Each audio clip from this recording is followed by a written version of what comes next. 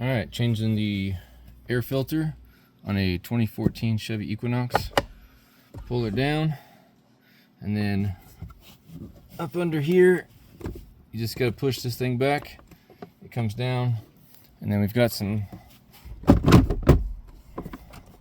little hooks right here that connect here. They just gotta pop up. And let's get you up in here.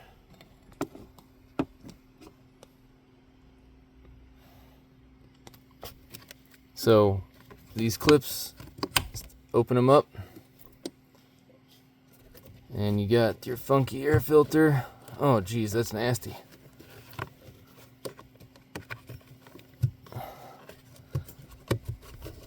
Guess maybe have your vacuum ready.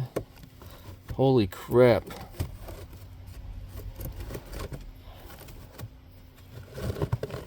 Hope there's nothing living in here.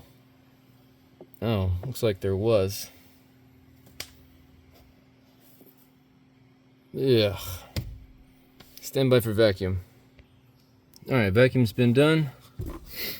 I'm just going to pop our filter back in here. You might need two hands. Get this door out of the way.